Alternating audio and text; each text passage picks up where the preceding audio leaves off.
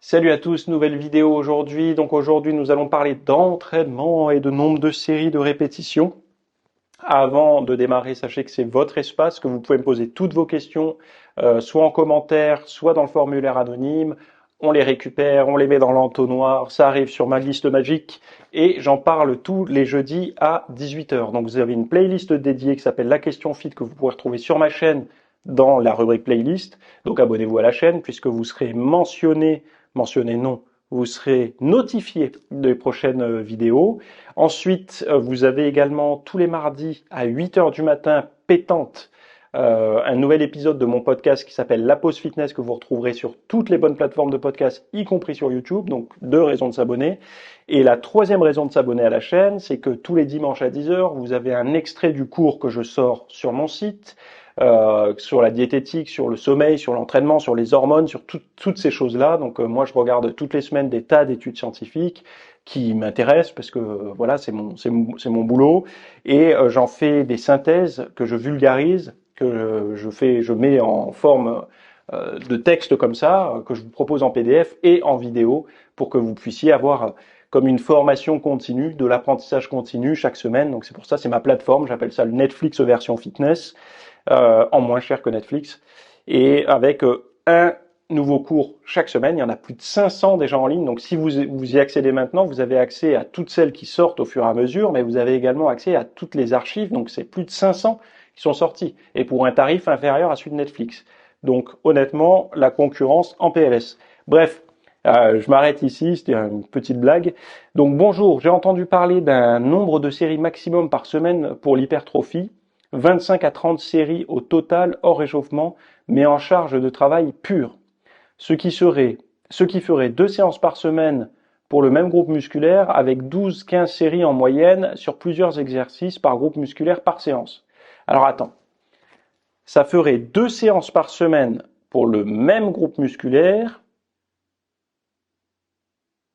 avec 12 à 15 séries en moyenne sur plusieurs exercices par groupe musculaire et par séance. Donc déjà, tu es ultra optimiste. Puisque 12 à 15 séries en moyenne par groupe musculaire et par séance, donc déjà par groupe musculaire et par séance, donc c'est-à-dire que si tu fais, parce que là je comprends pas, si tu veux faire tous les groupes musculaires et que tu veux les doubler, donc 2 fois par semaine, tu fais tous les groupes musculaires, 2 fois, il faut expliquer comment tu fais. Puisque moi, si tu fais lundi, mardi, mercredi, jeudi, vendredi, samedi, au maximum, hein, puisqu'on se garde au moins un jour de repos, j'arrive pas à tout caler. Puisqu'il y a les épaules, les pecs, le dos. Euh, ah, attends, je reprends, j'ai perdu. Donc on va dire biceps, triceps, épaules, pecs, dos, cuisses. Comment tu fais là? On est déjà à 6 et il faut les doubler. Donc ça fait 12. Donc, alors après, tu vas me dire, ok, mais non, mais tu fais plusieurs muscles par séance. Oui, mais plusieurs muscles par séance, ça va te faire 25-30 séries au total. Euh, donc tu dis par semaine 25-30 séries au total hors échauffement, mais en charge de travail pur. C'est pas clair ta question, parce que là, du coup, il faudrait doubler dans la même séance, donc passer à 30 séries, puisqu'il faudrait faire au moins deux groupes musculaires si on voudrait suivre ta logique. Et 30 séries sur la même séance, avec une bonne intensité, tu vas dérouiller. Alors ça peut se faire, mais tu vas dérouiller. Et après, en introduction, tu dis 25 et 30 séries au total de charge de travail. Mais déjà, il y a pas de série qui compte pas. Bon, je vais te donner mon point de vue un petit peu là-dessus. Chaque semaine, chaque jour même, j'ai envie de te dire, sort une vidéo buzz qui t'apprendra à t'entraîner encore mieux que Arnold le faisait ou que Ronnie Coleman le faisait ou que, enfin voilà. Il y a des gens qui ont la science infuse, ils se réveillent un matin et ils ont découvert que 30 séries c'était mieux que 25. Déjà, dans la façon dont ces personnes-là vont s'exprimer, il y a des problèmes. Parce que je parle pas pour toi, hein. Tu me demandes un avis, toi je sais que c'est pas toi qui m'expose ça, on est d'accord. Toi, tu me présentes la question, mais c'est pas toi qui a véhiculé cette façon de s'entraîner. 25 à 30 séries par semaine de travail intense, donc de travail tout court, parce que moi, c'est quoi le travail intense? On travaille quand on est à la séance d'entraînement. Moi, tu vois, je prends mon haltère, je fais après mon échauffement ça va être une série, et puis, je vais faire mon échauffement normal articulaire et tout, puis après, je fais une série avec un poids modeste, et puis après, j'attaque avec ma série de travail. Dès la première série, ça compte. C'est-à-dire qu'il n'y a pas une série comme ça où je me dis, attends, je garde du jus parce qu'il faut que je tienne encore 14 séries plus tard. Non. Parce qu'en fait, je serai jamais à fond. Puisque cette série à moitié faite, elle serait quand même un peu fatigante. Donc du coup, quand j'arriverai au moment où je dois mettre le paquet, je serai un peu épuisé. Donc moi, j'y vais à fond. Peu importe le poids que j'ai mis, juste après l'échauffement, j'y vais au taquet. Il n'y a pas de série qui compte pas. Il n'y a pas de série à l'économie, en fait, où je me dis, attends, il y en a encore derrière. Non, non. C'est-à-dire que je pose la barre, ou je pose l'haltère, ou je pose ma machine, la charge de la machine. J'ai pas de réserve de série de répétitions sous le bras ou sous les jambes. Je ne peux plus, en fait. En fait, moi, si vous voulez, là, je pense que ceux qui s'entraînent comme moi vont se reconnaître. Quand je pose la charge d'entraînement, même après les premières séries, je me dis, j'ai plus envie. Parce que je suis allé tellement me faire mal, je suis allé tellement loin, que j'ai plus envie, en fait. Des fois, j'ai envie de me dire, ouais, c'est bon, j'arrête la séance. Et puis, en fait, la récupération me permet de retrouver du courage mental et de l'envie de refaire. C'est en ça que c'est un repos suffisant aussi entre deux séries. Mais si vous restez ultra motivé, ultra avec beaucoup d'entrain entre chacune de vos séries, c'est que vous n'avez pas beaucoup souffert, hein. Parce que la souffrance, on n'a pas envie de la revivre tout de suite. Donc quand c'est un peu comme vous savez, vous avez eu la grippe ou je sais pas moi, je suis pas une femme, mais peut-être que l'accouchement parlera aux femmes. Vous venez vous sortez d'un accouchement, vous n'avez pas envie de retomber en clope tout de suite, quoi. Je sais pas, il pourrait y avoir d'autres trucs. J'ai pas d'exemple qui me viennent, mais vous avez compris. Donc toutes ces choses-là, déjà, partent du principe que si tu t'entraînes, je vais te donner un truc tout con, mais si tu t'entraînes en split du lundi au vendredi, et que chaque entraînement est raisonnablement intense, c'est-à-dire que tu te mens pas, il n'y a pas de série où tu fais pas ce qu'il faut, donc tu vas à chaque fois à fond, tu verras que pas besoin de doubler ou non. Alors tu peux doubler un groupe musculaire, par exemple, tu as un point faible pec, ou moi quand j'avais mes pecs qui étaient en point faible, je les ai entraînés 3 fois par semaine. Bon, moi tu vois, j'ai pas dit doubler, c'est la science a dit qu'il fallait doubler, je m'en foutais. J'ai dit ok, je sacrifie un peu mes épaules, un peu mes triceps, et je vais à fond sur mes pecs pour les rattraper. Donc c'était lundi, mercredi, vendredi, je faisais du pec. Et après, je faisais des cuisses le jeudi, je faisais du dos le mardi, mais voilà, je m'entraînais comme ça. Je faisais dos biceps, je crois, et cuisses le jeudi. Et voilà, je faisais pas les triceps, ça sert à rien quand vous bombardez vos pecs 3 fois par semaine. Je vous garantis que les triceps y ramassent aussi. Et les épaules, j'avais décidé de pas le faire, puisque de toute façon les épaules elles bossent quand même un peu avec les pecs, l'avant d'épaule, un peu l'arrière avec le dos, surtout moi, vu ma morpho, c'est l'arrière d'épaule qui prend beaucoup sur les mouvements de rowing, et assez peu d'ailleurs sur les trapèzes moyens. Et bon bref, et je les ai rattrapés comme ça. Donc j'ai pas écouté en fait la stratégie de Monsieur YouTube ou Monsieur je sais pas trop quoi qui disait c'est comme ça et pas autrement. J'ai écouté mes instincts qui me disaient ton point faible il a du mal à pousser donc tu vas le forcer un petit peu, tu vas le dynamiter et tu vas y aller 3 fois par semaine. Après libre à moi, je me suis écouté, j'ai pris mes responsabilités de faire quelque chose de peut-être contre-productif. Chez moi ça a marché. Voilà, peut-être que chez toi ça marchera pas, hein. Chez moi ça a marché. Je pense que l'entraînement et le nombre de séries pour prendre du muscle, c'est, on pourra jamais donner un nombre comme ça de séries idéales, de répétitions et tout, parce que pour m'être entraîné avec beaucoup de personnes, puisque j'ai pu faire même des entraînements avec des gens parfois qui avaient une certaine, enfin voilà, des connaissances ou même une certaine, qui donnaient des conseils même sur Internet et tout. Je, on voit bien qu'on n'a pas tous la même philosophie par rapport à l'entraînement. C'est-à-dire qu'il y en a qui, quand on a un peu d'expérience et qu'on s'entraîne, on voit à l'œil quand quelqu'un arrive à l'échec ou qu'il a encore 2, 3 répétitions sous le pied. Je me suis entraîné avec des personnes qui souffraient par la parole, mais je voyais bien que par la gestuelle et par la fluidité du mouvement, qu'ils étaient capables d'en envoyer encore 2 ou 3 des répétitions. Et pourtant, c'était des gens pour qui l'échec était arrivé.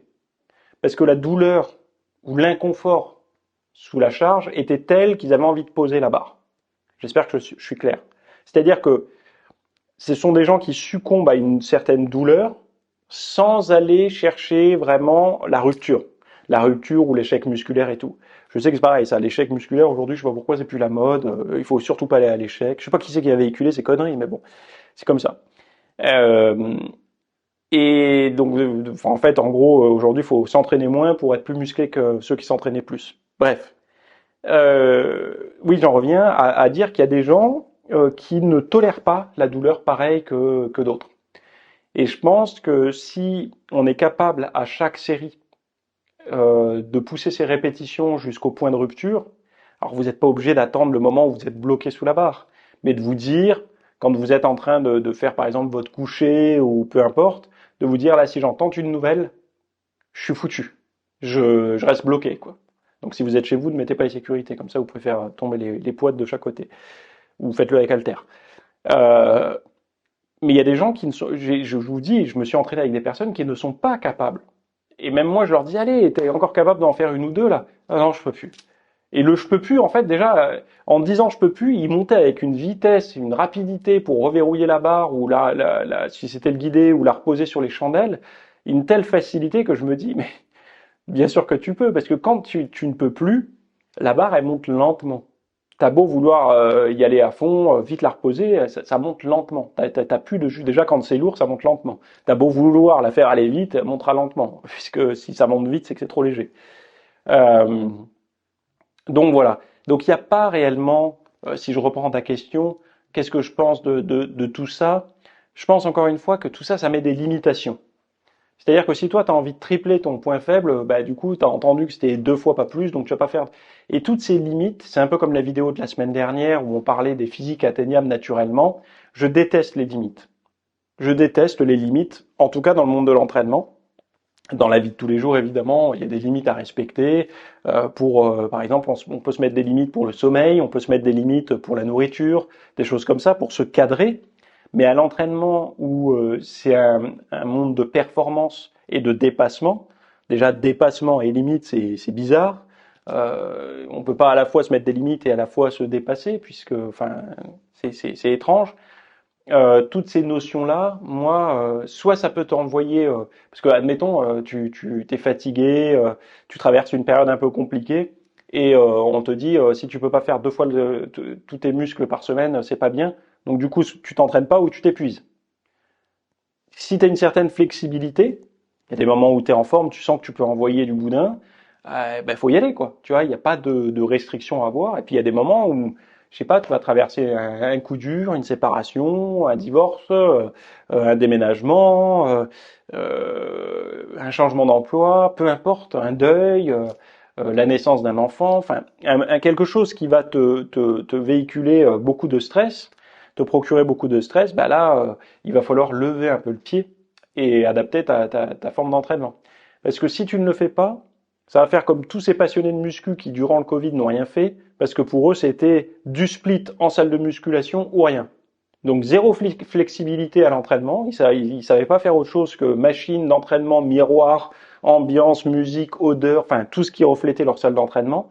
S'ils n'avaient pas ça, chez eux, c'était pas possible. Donc, ça, pour moi, je déteste être dépendant comme ça d'un truc, d'une salle de sport. Le jour où elle est fermée, tu peux pas t'entraîner. Non, moi j'aime m'entraîner quand j'ai envie de m'entraîner. J'ai besoin de m'entraîner aussi bien en plein air, sur mon balcon, dans mon home gym, n'importe où. En fait, j'ai besoin de pouvoir avoir le contrôle là-dessus. Et donc sur le lieu, mais également sur la méthode d'entraînement. Par exemple, hier j'ai fait un entraînement pour les épaules qui était 50% avec halter, 50% avec kettlebell. Bon, bah, qu'est-ce que je fais s'il y a la team kettlebell qui me dit il y a que les kettlebell qu'il faut faire et la team muscu qui me dit il y a que la muscu qu'il faut faire pour développer les épaules? Ah, ben, je suis comme un âne, je sais pas quoi choisir, je m'entraîne pas. Bah non. En fait, je coupe personne. et je fais mon entraînement parce que je sais que le muscle, ce qui le développe, c'est la contrainte. Donc c'est de la contrainte et de la contrainte sur des jours et des jours et des jours, avec une bonne récup, une bonne alimentation et une certaine progression en termes de répétition, de charge de travail et tout ça. Au fur et à mesure, ça donnera un physique un peu mieux bâti. Donc voilà, moi je respecte cette philosophie-là, cette règle, ces règles, et après je me laisse libre à mes envies, quoi. Et moi je prendrais le truc dans l'autre sens. Je te dirais comment tu as envie de t'entraîner. Qu'est-ce qui te plaît, qu'est-ce qui te dynamise comme méthode d'entraînement et comme façon de t'entraîner. Tu vas me dire, ça sera peut-être le crossfit, ça sera peut-être le poids de corps, ça sera peut-être les kettlebells, ça sera peut-être tout un tas de choses. Je dirais, mais parfait, tu as trouvé la méthode qui te permettra de t'entraîner avec motivation. Et ben tu fais ça à fond. Ne t'attarde pas sur ceux qui disent qu'il faut faire autre chose. Tu fais ça à fond. Tu y vas à fond, mais tu te mens pas. Chaque série ça compte, chaque répétition ça compte, et tu y vas à fond. Tu auras un meilleur physique que si tu choisis la méthode que tout le monde recommande, mais qui toi qui te motive pas. Parce que tu la tiendras quoi, 3 mois, puis après t'abandonneras. On le sait. Un truc qui nous motive pas, on l'abandonne. C'est comme ça. On a besoin d'y croire, d'avoir un certain entrain. C'est comme un bon bouquin, quoi. Tout le monde a beau te dire que le bouquin est génial, qu'il faut l'avoir lu. Si toi il te plaît pas, au bout du premier chapitre, tu le reposes. Par contre, un bouquin dont personne ne parle, mais toi, dès les premières lignes, tu sens que t'es dedans, eh ben, tu vas accrocher. Donc, on a besoin, on est un petit peu tous différents par rapport à certaines approches. On ne sait pas d'ailleurs pourquoi tel entraînement nous plaît plus que d'autres, mais il faut savoir s'écouter. C'est instinctif parfois, il faut savoir s'écouter sur ce genre de choses, quoi. Voilà pour ça. Bon, et si vraiment tu ne sais pas comment t'entraîner, que toi t'es comme moi, t'aimes bien t'entraîner en muscu et tu veux retourner aux fondamentaux, je te propose un programme que j'ai baptisé Hard Reset. C'est un programme que j'ai sorti il y a quelques temps. Il y a même plusieurs versions, mais il faut commencer par la version 1 si on veut bien faire. Hard Reset, c'est la méthode, en fait, en gros, comment ils faisaient avant pour s'entraîner et fabriquer de la masse musculaire à l'époque d'Arnold, Franco Colombo et tout ça. Je suis vraiment retourné aux fondamentaux de l'entraînement, de musculation, pour prendre de la masse musculaire, pour justement que les nouvelles générations, ou même celles qui se sont laissées un peu polluer par toutes ces méthodes, puissent avoir un point de repère sur ce qui se faisait avant pour prendre de la masse musculaire. Et je l'ai appelé le Hard Reset, et je te le propose, là, tu auras une vignette. Cyril te la mettra pour pouvoir justement y accéder. Donc la vignette, le lien de la vignette se trouve en description de la vidéo. Voilà. Je te laisse ici et la semaine prochaine, on parlera d'eau gazeuse visiblement. Voilà. Allez, à la semaine prochaine, salut.